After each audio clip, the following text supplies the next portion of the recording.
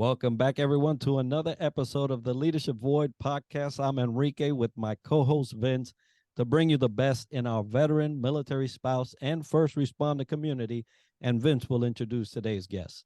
Hey, thanks, Enrique. Here we are on the 1st of February. I'm just so excited because talk about a first. We got a lot of firsts going on with this special guest from Marietta, Georgia. We have joining us today Raquel Riley Thomas. She is a publicist and owner of, guess what? An Officer and a Gentlewoman. So, folks, before we dive into all that, let's hear more about Raquel. So share a little bit about you. Hello. Thank you, gentlemen, for having me today. I really appreciate it. This is an honor to always be able to talk about all things veterans and all things what we're doing after our service. So thank you so much for that. A little bit about the company itself. Again, like you said, it's called An Officer and Gentlewoman LLC. And the reason why I named it that is because I am a former Army officer. I was a captain in the United States Army, an ordnance officer, believe it or not. And so I felt that when I came out of the military that I would go ahead and just kind of play on that particular piece. I also like the fact that I am a former pageant queen too as well. I was Mrs. America first runner-up 2011.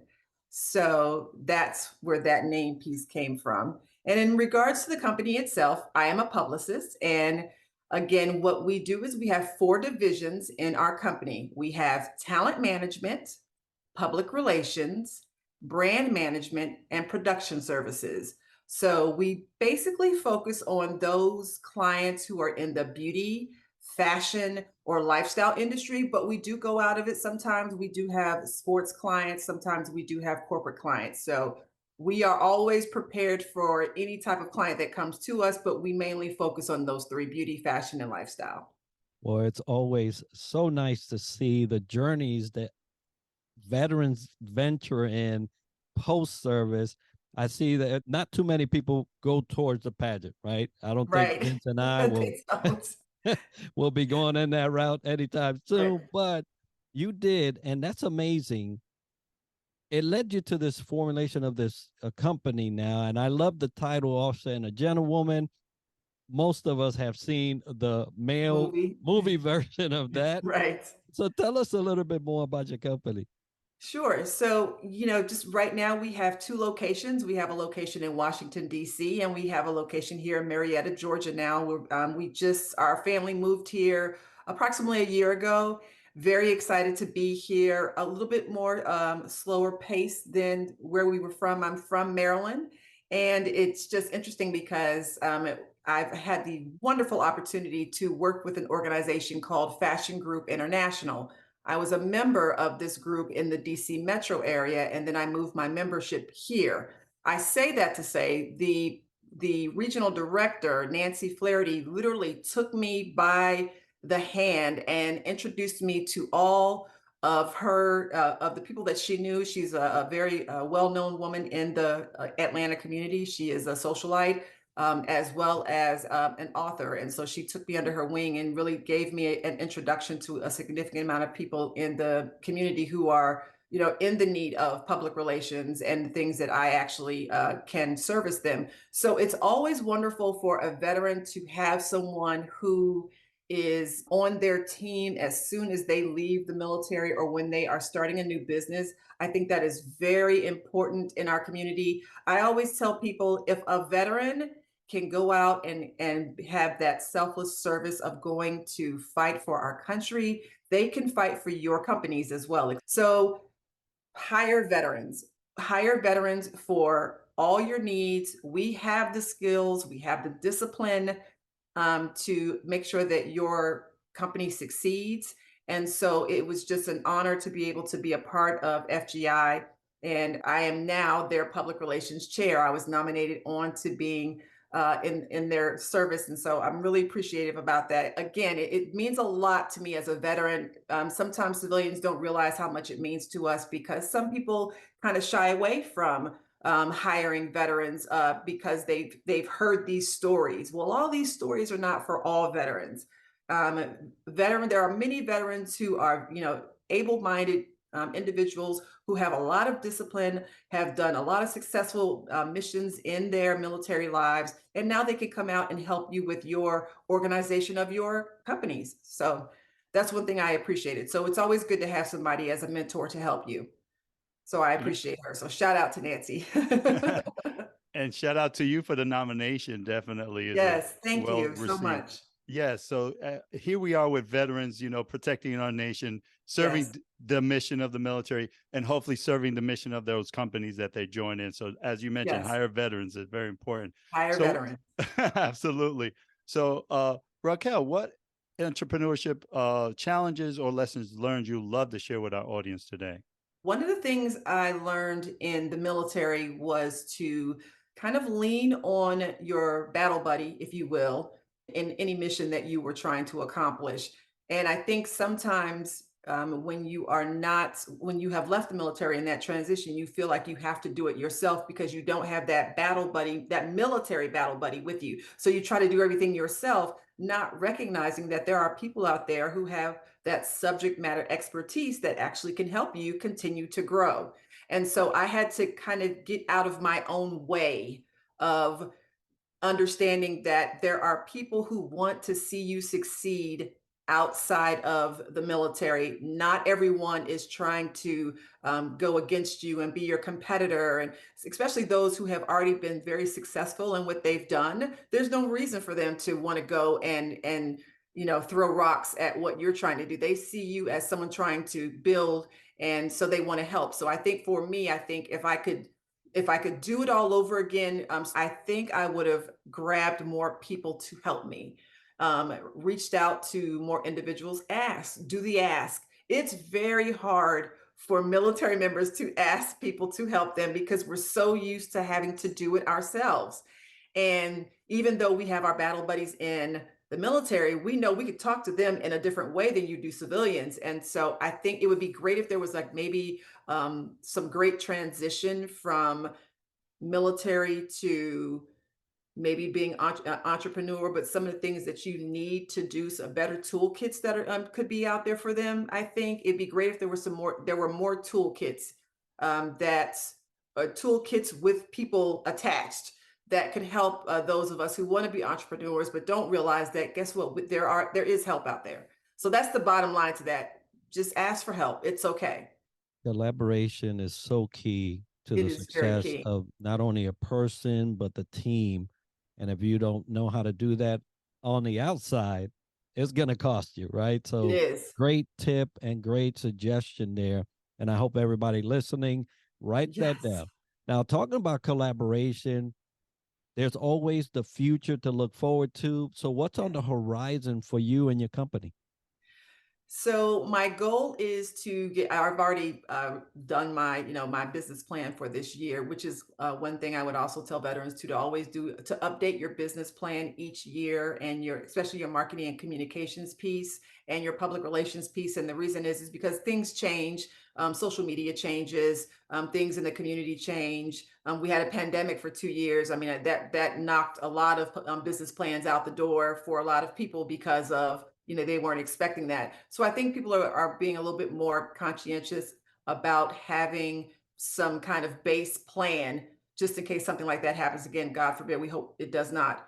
For me, on the horizon, I want to get 10 new clients in our organization. That's my goal for this year. I ultimately want to make this particular business a multi-million dollar business, and just continue to build awareness of veterans in the community who are able to serve you in your company. Also, I'm very big in using my platform with my daughters. One of my daughters is 13, and she is a chef, and my 16-year-old owns her own cosmetic brand company, like I do as well, which we didn't talk about, but yes. So each of them has a platform. Mine focuses on homeless veterans. I work with Operation Renewed Hope. And then my 16-year-old, she is a national youth ambassador for Stand Up for Kids. And then my younger daughter, who is the chef, she works with No Kids Hungry. So it's all about, in our organization of our household, to make sure that we are giving back. It is very key that we do that. So I want to make sure that my community service piece is also continuing to grow in the area of Atlanta now. Absolutely. We had a great veteran on our show talk about leaving deep footprints. And that's exactly what I'm hearing you have done and doing. And the legacy continues with your daughters doing some wonderful things. So thank you for your service after service as well in the community. Thank you. So you talked about earlier about your toolkit. So let's talk a little bit about leadership. So in your toolkit, what do you do to sharpen your skills to thrive in the setting you're at and going beyond in your professional life? In my toolkit, I read a lot late in the evening time once everyone has gone to bed. I read leadership books. I read leadership, anything, especially with public relations. I read, a lot of blogs. I listen to some podcasts here and there. Not as much, but I listen to podcasts but the material piece is really what it is. And I write down things on I have a pad. I have a little book here that I like to put my things in. Sometimes I put them in my phone, but for me, I'm a little old school when it comes to actually, putting things in my phone because I will not find them again. But I know that if I see this book, I know that I've written some things in it. So my toolkit would include definitely reading about the industry that you're in. There is absolutely no reason for you to have to reinvent the wheel. What you're doing, someone else has already done. Trust me, they have. And it's just a matter of reading their stories, what some of the pros and cons that they had to deal with. I also believe in having mentorship, having someone at your side who believes in your mission of your job, not necessarily the mission of theirs, but the fact that they believe in what you're doing. Having integrity too as well. Having integrity in your products and your services. And that means humbling yourself to a certain degree. If you don't know the answer, it's okay. But it's not okay if you don't go find the answer. So I always tell my daughters, a leader will come to the table with a problem in their hand, but they must always have at least 3 potential solutions in the right hand. So anytime they have a problem, I say, give me 3 potential solutions, and they get frustrated and they're like, oh, mom. I'm like, no. But what it does is it gets them to understand what it is that they're trying to figure out. And they end up, learning that I actually have my own way of making making this be successful, or whatever situation that I have, I actually can switch it and make it this way instead of that way. And I think with the toolkit, I think it'd be great in that leadership piece is to have just solutions to what you see are challenges out there in the community based off of what you're doing day to day. So with me being in PR and brand management and talent management, I noticed that there's a significant amount of talent out there, talent being in any type of client. A lot of them will think that it's okay for them to market themselves and tell everybody about themselves. But the key here is people don't know you, and people will not do business with people they don't trust. So that's where the PR piece comes in, where we tell people about what you're doing and we tell people about you. We need to know about you first. We'll discuss your company later, but let's talk about you and what your thoughts are about leadership and what your thoughts are about, even with your program that you have today. People listen to your podcast because they feel they can trust who you are personally, and they also can trust you from a leadership perspective because of the people that you bring on your show.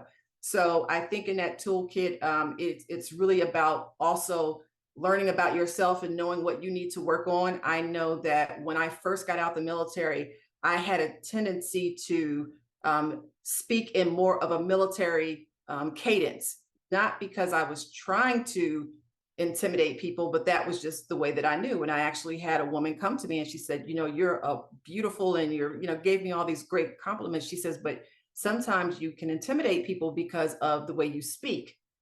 And even though you may be the best person for the job of whatever it is that you're doing, it may intimidate someone. So maybe, kind of come back, calm it down a little bit and just kind of speak more of a soft tone that can relate to people and not make it sound like you're trying to tell them when you're really just trying to talk to them.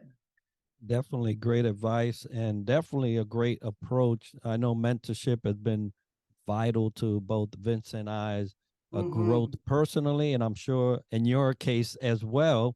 You mentioned earlier someone took you under their wing right Yes. immediately after coming out, and that made an impact and Hmm. resulted in a lot of success for you. So, Yes. yes, folks, get a mentor, all Get right? a Get a mentor. mentor. And as you're writing down, Raquel, on your nightly training exploits, don't forget to start that chapter one Right. on that gateway to entrepreneurship. Gateway to entrepreneurship. You Well, know, I it's tell you, interesting. I actually started writing a book about about 7 or 8 years ago, and I was a woman was helping me with the book, and we stopped writing because there was a point where she wanted to talk to me about my youth. And I said, I can't talk about that. I'm not ready. And she said, if you don't tell people where you come from and what you had to deal with, how are you going to expect them to have respect for you? How are you going to expect for them to have respect for you and all the other things that you've done in your life? You've got to tell people where you came from so they know where you being where you're at. That means someone who is listening could be going through the same situation and you don't even know it. And it took me till now, literally, like I'd say in the past couple of years, I finally got to the point where I was like, okay, you know what? I can talk about this and it's okay. And it won't make people feel like, oh my gosh, I can't believe she went through all that and is still able to be where she is right now. So I think it's important that you talk about where you came from the very beginning, and be at peace with it. And I think for me, I'm at peace with it now. I recognize that it was a horrific and challenging childhood, but I'm at peace with it, and I'm okay to talk about it with people because I've come a long way. The things that I've done, now being inducted into the Library of Congress, and people would not realize that I actually was found in a car. So it is a tragedy turned to triumph, and I will always feel blessed and just thank the man above for taking care of me and still keeping his arms around me, despite the challenges that I had. and absolutely impactful, right? When you talk about your story, although we may share similarities in circumstances or even surroundings, it is still our individual story. And I'm sure that it will impact those that will read Right. that story. Talk about impacting. There are a lot of young leaders out there, your daughters being some of them, Right. that are looking for advice as an emergent leader that you Mhm. may have experienced or received while you was growing up as a leader that you would like to share with them today? Let's see. Some things that I would say about being a leader, at first and foremost, there's a book out. I wouldn't necessarily say everyone should read it, but there's a book by Robert Greene called The 48 Laws of Power. And one of the first things it states in the first law of power is never outshine the master. The bottom line is when someone is taking you under their wing, don't assume that you know everything. Humble yourself and listen closely to what they have to say. I'll give you an example. My husband is a West Point grad, and he is an extraordinary speaker and just a phenomenal person. I really wanted him to go for the presidency years and years ago, and he just wouldn't do it. Phenomenal, and he has been taught a lot at West Point. And there are little things that he would tell me that helped me grow in my business. One of them was always be prepared for the asshole in the audience. There's always someone who is not going to believe in what you do. I think if I would have, when I was younger and I was starting my business, I wish I would have maybe, took that to heart a little better, because when you get out of the military and you're ready to do your, entrepreneurship, you are ready. You got your business set up, you got your business plan, you're ready to go, and you're shouting out to everyone, hey, this is what I do, and all you hear is crickets. It's because they don't know you. So networking is key, and also building trust in the community. People have to know who you are first. They're like, we get that you may do this, but we don't know you. Tell us about yourself. And I was like, oh, you really want to know? So when I started telling people that I was a veteran in the Army, it just opened so many doors, especially here in Georgia, for whatever reason, I do not know, but here in Georgia, they appreciate the service that I've done. The people who I've talked to so far have appreciated that. So I think when it comes to that, being young and wanting to thrive in being an entrepreneur, that leadership piece is about really understanding what you don't know so you can go and get the help that you need. Because again, there's someone who is not going to believe you and believe in what you do.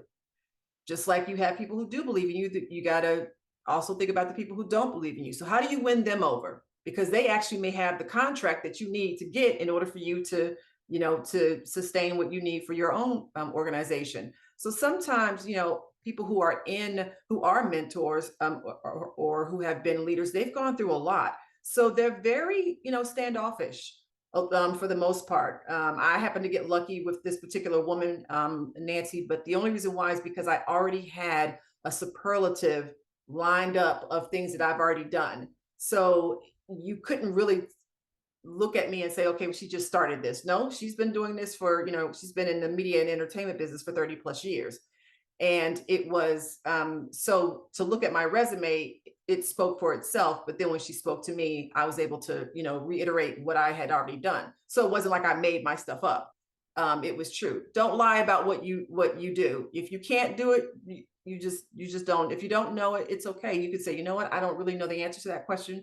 Let me get back to you.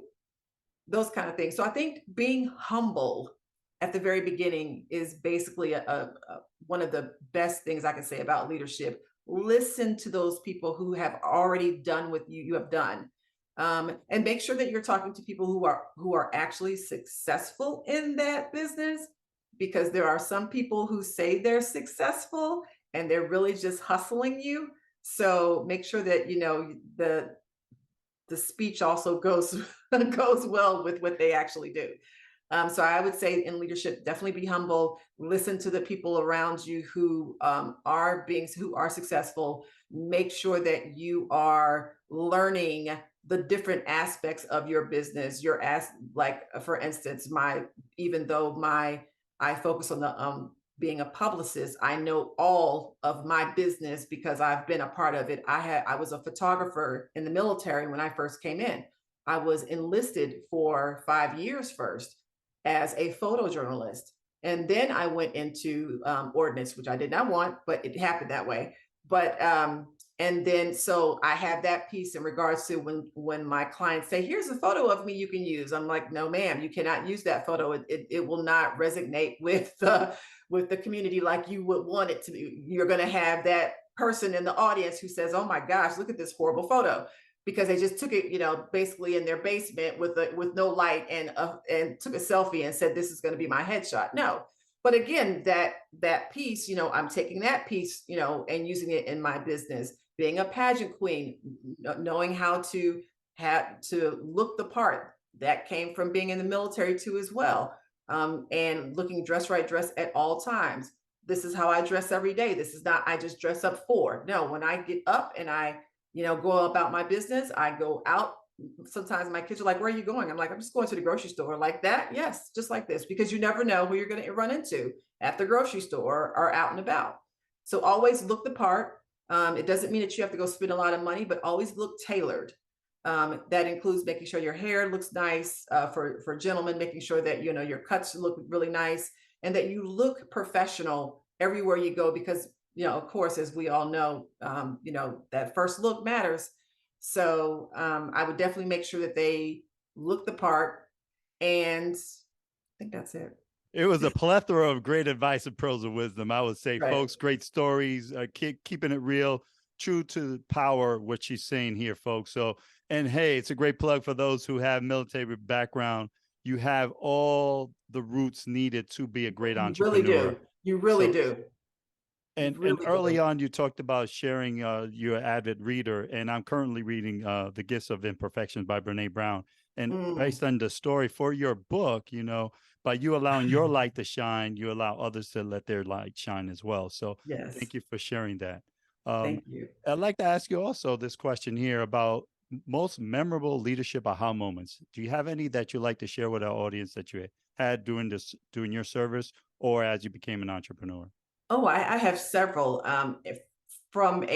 So I use the acronym PPC, Personal Professional Community. So personal life, of course, getting married to the love of my life, and we just happened to. I was taking over his platoon down at Fort Benning, Georgia, and he was married at the time. Years later, I would say like 6, 7 years later, we ended up meeting up again, and there you have it. So we've been together ever since. And February 14th, we will be married for 17 years. So I'm really happy about that. So that is a great for me. Having my daughters was, of course, amazing, scary, but amazing. Definitely took me into shock mode. It's kind of like the first time you have to hold a grenade and they say, throw it. You're like, what? That's kind of how it felt. Another aha moment was making captain. It is not as many African-American women who are in ordnance who make captains. So that was a great moment for me. I think as I continue to move into the professional piece, being inducted into the Library of Congress was probably one of my biggest ahas, because it was so humbling and just so I think I could just humbling to know that the work that I've done in the military and the selfless service that we as veterans give, someone out there was like, let's do something for these, veterans, and let's do a homage to them in the Library of Congress. So it was absolutely wonderful. I think another aha moment for me was winning the pageant as Mrs. Maryland America. I won the state level. I was so shocked because I was not a pageant queen girl. Some women, they get into the pageant business like for years and years and years, and I was new to it.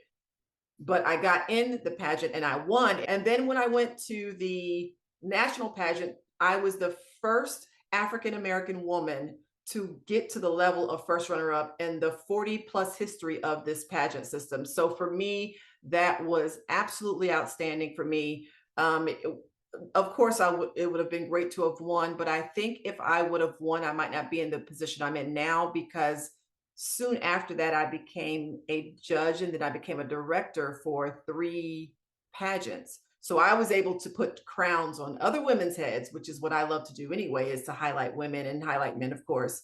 So for 10 years, from 2011 to 2021, I had the opportunity to be a director, and again, a lot of those leadership capabilities that I had learned in the military, I used them to organize the pageants in a way that were very professional. And we ended up having, we were the first to ever have a pageant at the Kennedy Center. So I produced and directed a pageant at the Kennedy Center. So that's where the production service piece comes in my company. So as you can see, that's why we have 4 divisions, because each of those 4 divisions, I've been a part of those 4 divisions. So I know exactly what someone needs to do, or what we need from our clients in order to help them succeed in those, because I've succeeded in those 4 areas. So the production piece of our company comes from that pageant piece. That was an aha moment. What else? Aha moments. I would say when my youngest daughter she was asked to be on Fox as a guest chef to teach kids about making gourmet meals. I think that was another aha moment too as well. And the same thing with my 16-year-old when she started her business at 14. So that was an aha moment. So the entrepreneurship in our family is just on a whole nother level. And I got one more. This one happened when the pandemic hit. My husband is an attorney by trade. He went to West Point. Of course, he went into the military. He never lost to Navy, just so let that be out there to everyone who's in the Navy. He never lost a Navy. And he now owns a medical supply company that he started before the pandemic.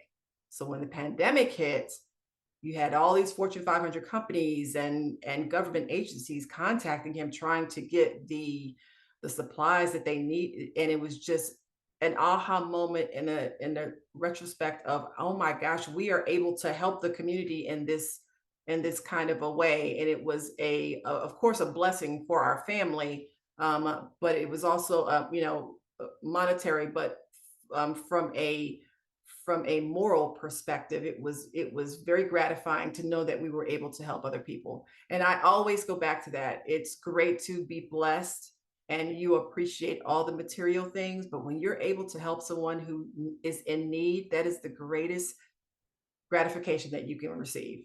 And talk about moments of change or challenge to help you pivot, right? You're not being selected, helped you go in a different direction. A Yes. pandemic helped your husband go in a different direction and Yes. increase. And so I wanted to ask you, when those times of change and challenge come, what are your strategies that you use to overcome them? Again, learning that from the military, you need to come up with a solution really quick and do it. But I also think too, for those who have not been in the military, or maybe some of your listeners who have not been in the military, I think it's important for you to recognize how you're feeling at that moment, the challenge that has just come in front of you. Recognize it, understand it might frustrate you, or you might be happy, or you might be sad. I mean, I was devastated that I didn't win Mrs. America because I thought that I had let my community down. Then I had to recognize that I was upset and frustrated about it. And then I gave myself 7 days. And after that, I let it go. And I started to move on. So I think it's very important for you to recognize, especially with the fact that we're dealing with mental health and wellness now, and mental wellness, especially for those out there who have their own businesses. When things have to change, recognize the change and say, you know what, this is really frustrating me, or I'm upset about this, or I'm happy about this. Or, well, let's talk about the negative piece. But there's a negative piece that always comes about change. It always is. For the most part, most people are not happy about change. It's just not, because it's making you uncomfortable. You recognize it, understand it, it's there, give yourself some time to deal with it, and then you keep moving on. An example for me, unfortunately, in March of 2013, my mother committed suicide. And it took me, of course, by surprise. I had to deal with that in a way that I had to deal with it. It couldn't be people telling me what I needed to do. Oh, you'll get over it, or it'll pass. Or I've had family members who've done the same thing. And you have to be at one with yourself and understand that you are upset about something, or something is challenging you, and you have to figure out a way to make you happy. So what your triggers are, you need to understand what your triggers are. And once you understand those triggers, you know how to overcome those triggers and get around those triggers, or understand what you need to do to get those triggers out of the way. So for me, it was a scenario that was very challenging for me. But I knew in the back of my head, I said, this is another reason why I want to continue to build women up, because there might have been a time in my mother's life where someone was not doing that for her. And unfortunately, it was not the case for me either as well. When I was younger, she had me at a young age, and it was just very traumatizing, I'm sure, for her. I can only imagine. And I could have took 2 roads. I could have taken just a road of devastation, or I could have taken a positive road, and I chose the positive. And I said, I'm going to take the things that I've learned and the hardships that I've had. I'm going to make sure that the next generation doesn't have to go through what I went through. So I try to be there for my daughters. I'm not saying I'm perfect. God knows there's been things that, I've done wrong that I thought I was doing right. But I'm okay with understanding that, hey, I messed up. I'll figure it out. I'll understand what I did wrong and keep moving. So the goal in all I'm saying and all the things that I've said, if you have heard nothing else, is to keep moving forward. The past is in the past. Think about it. Your rear view mirror is small, but the front window is large. So think about it. You're moving forward. It's bigger. And despite the challenges that you're going through, someone else has probably went through it or something similar to it, and they kept moving forward. Don't give up on yourself. Believe in yourself at all times. You are your best winner. Oh, wow. I cannot wait for your book, Raquel. And it just says a lot about the person, the character. You only just not talked about strategies of change. You talked about strategies of hardship, heartfelt Yes. strategies. So thank you for sharing those with our audience. You are a trailblazer. I would say that right up front, an ambassador of change. And folks are listening in that want to get a hold of you or know more or get in touch with an officer and a Gentlewoman LLC. How do they go about doing so? Sure, they can go to our website. There's several ways. You can go to our website, which is AOAGWLLC. Again, AOAGWLLC. And we have again those 4 divisions on there: our brand management, talent management, production services, and public relations. And you can go in there and fill out which form depending on what you need, what your services are. You also can follow us on Instagram at AOAGWLLC. You can follow us on Facebook at the same. You can follow us on LinkedIn at AOAGWLLC. See how I'm branding that. And then if you want to, of course, follow me, I'm Raquel Riley Thomas. I made it very easy. So you can follow me on Instagram at Raquel Riley Thomas. And that's pretty much it. Outstanding. Well, we're going to have that as part of the show notes and the video so you can get a hold of Raquel and her company. If you want to get a hold of the Leadership Void podcast, the Leadership Void at gmail.com is where you'll send that correspondence. Vince and I will curate the information. If you'd like to see a particular topic covered on leadership or a guest, we would like to hear from you. Yeah, but today is all about Raquel Riley Thomas and our sponsors. We have VEI, FAVOP, and Triple Nickel. Great sponsors, but today is all about this trailblazer, Raquel Riley Thomas. Thank you for being on the show. Have a wonderful day. Thank you so much.